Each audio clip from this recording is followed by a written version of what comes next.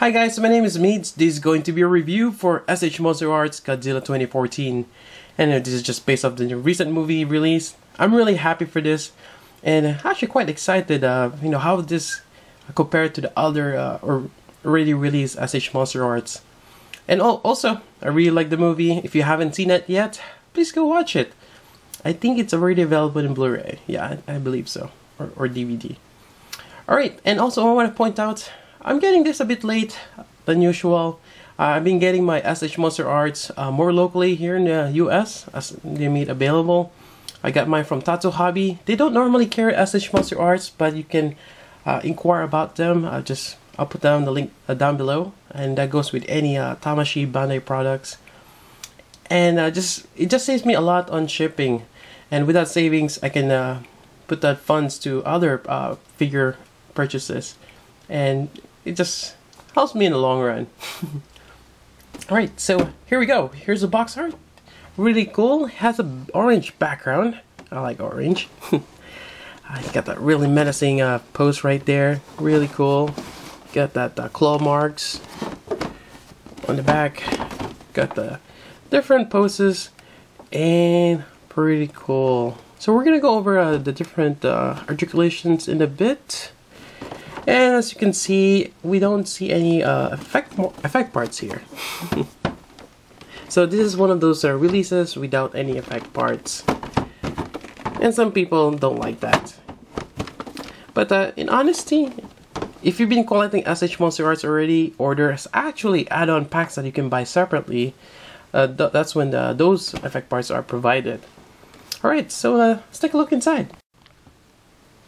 Alright, and I have the Godzilla 995, basically the Godzilla Jr. The revival version. And just a quick size comparison. They're about the same height, and they look cool side to side. Now, someone want to point out that this guy here, the Godzilla, the 95 version, it's a lot more vibrant because the spike has white. On the other hand, Godzilla 2014, he's kind of plain looking. Doesn't have any of the shading. Although there are a bit of a, well, when we look closer here, there's a bit of a kind of like a wash on top, kind of like a grayish green. And yeah, it's an interesting contrast. And of course, they have the feet. That's one of one of the things I'm not too fond of, the design of the new Godzilla. The feet. It's kind of like a. I'm not sure if you can even call it a turtle foot. It looks like a turtle feet. It's very stout. Yeah. Although he does have he has a different style. He looks like more of an iguana, which I believe Godzilla is based off, more so than like the Godzilla here, where he's more beefy and kind of like a crocodile, with the big legs and everything. Yeah, it's just a little different design, so it's kind of interesting.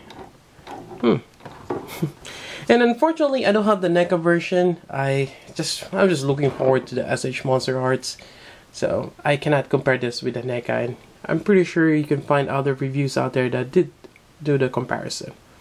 Alright, so let's take a closer look at Godzilla 2014. Alright, a closer look at this guy here. You have the eyes. Let's see if we can focus on those eyes. It's a little hard. There we go. They're really small, and actually I haven't really looked at other reviews yet, but I think someone mentioned to me that the eyes might be derpy looking, kind of like what happened to the first Godzilla, where it's looking one way, and mine kind of does. His left eye is looking a little bit downward, while his right eye is looking slightly straight forward. But they're too small to kind of notice, so. And also, someone mentioned out that the teeth, let's see here. Yeah, my teeth has that problem where the red kind of just smeared around it. It looks like it has a bloody gums. I'm not sure that's intentional or that's just paint bleeding, but it's there. And you get the tongue, nice bright red. Well, it's actually a dark red. My brightness is just a little too high. But yeah, I mean, nonetheless, it's not too bad. I do like the back of the jaw right there. And when you stretch it out, you kind of just expose it a little bit. So that's pretty cool. Then you get this neck articulation here. You can look left to right. Unfortunately, he cannot really look up that much. So he just looks straightforward. Sorry for that out of focus, but there we go. So he can only look that much. Yeah. You get all this back fence preventing him to do that. Moving down, we have the shoulders here. They're actually quite articulate. And actually, like the 95, you have a great elbow bend right there. Pretty good 90-degree bend. And that's always great. It's like a thinking. So that's great. You have a swivel here on the wrist, and as well as the mids, yeah, halfway through the arm, which is kind of where you usually have it in the bicep, but not complaining. And again, we have the shoulder here. Gonna move up. Although he's gonna hunch a little bit forward more, but yeah, it's a little bit of a design I'm slowly getting used to. I'm so used to having a chest, but this one he has kind of like the collapsed chest. I like how four-legged, well, invertebrates are. Yeah, they don't really have a chest. Just to allow them to walk in four, yeah, on four. Yeah. Alright, and moving on, we have this midsection here. And one thing that I really like about this is I don't really see much of the gap. I mean, there's a little bit there, but that's just to help him move his feet forward. But there's not much gap there, as you've seen on, let me just show you real quick. Godzilla 95 here, you have that huge gap there. And that could be unsightly sometimes. So that's great that they don't have that much here. And moving on, you can move this way up, but this might be a little too much. Yeah, I don't think Godzilla lifts his leg up that high. And you can do a partial split. And again, that's great that the underside, it's covered. You don't really see much of the gaps. That's really nice. And you get the knee bend here, not much. Then again, you have the swivel here on the mid part. Then you have the ankle and feet. And just looking back, you got that shading, again, that green, kind of like a moss-like feel to it. It kind of goes on with the toes. Yeah. And moving back, you have the tail here. It's segmented in a lot of parts. I think it's every two. Yeah, I think it's every two. Then one of them is just a kind of free flow. Well, two of them are. Yeah, try to find a joint. Yeah, it's every two segments. There's a joint. It's really nice. And look at just how the detailed that is. Really spiky. I really like the texture of this guy. Now, one of the things I've noticed is towards the end, it's just plain here. There's not much details as the other Godzilla. Like towards the end, you still see of this fin-like things on the back of the tail, but it kind of cuts off right here. And the more I thought about it, kind of makes sense. Some lizards, their tail gets cut off and they regenerate it. It's kind of like their defensive thing, and that kind of just carried on with this design for Godzilla, being like the iguana or one of those lizards, and that's kind of cool. So you actually can look up, and you have a joint here, multiple joints.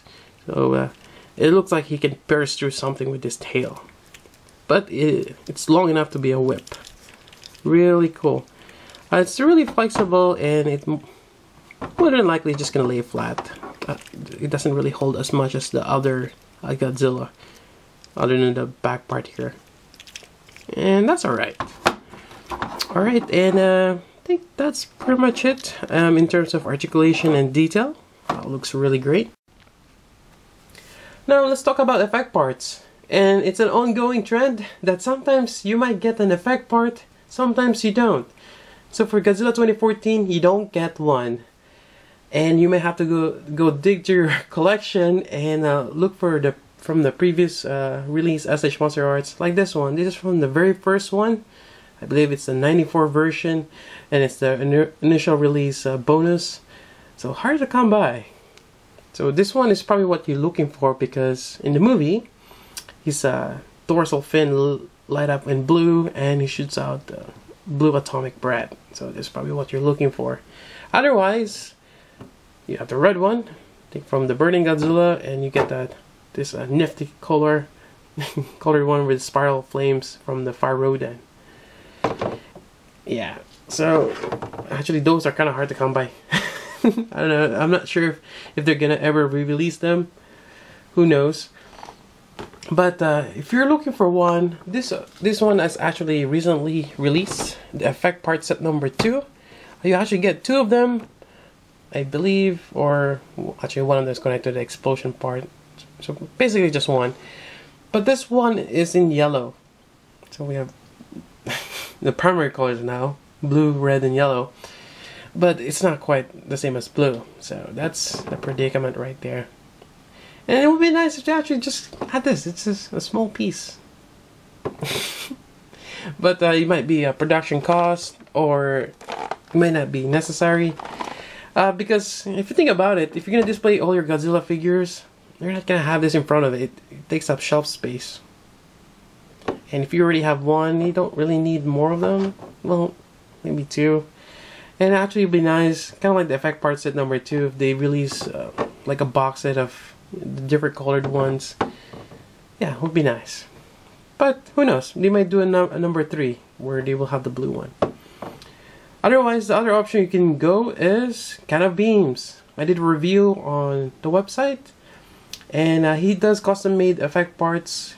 You can just email him. They're roughly $20 for each one, and I think shipping is give or take $1 or $2. That's from last time I ordered from them, and that's a while back. But you can always ask the person through the, I think he has an online form, or just email him, you know, how much it's gonna cost to get it shipped to you. And yeah, they're awesome, especially if you cannot get a blue one in particular. Alright, that's it for the effect parts. And let's wrap up the review with the pros and cons. I'm seeing that a lot of people are not gonna like this one because he doesn't really stand out as the other ones. They have a brightly colored dorsal fins for this Godzilla 95, and for the Millennium he got that purple and really spiky.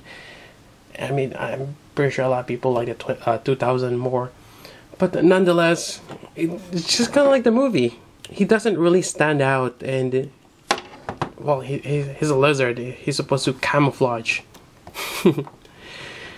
And also the design of this bulkiness, it's a little weird. His bulkiness up front, you don't see it as much as you see the other Godzilla, like this guy here.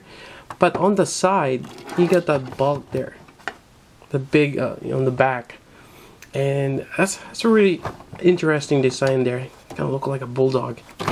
Also with his, he doesn't have a chest, kind of like how a four-legged animal or reptile will have it. So that's really interesting.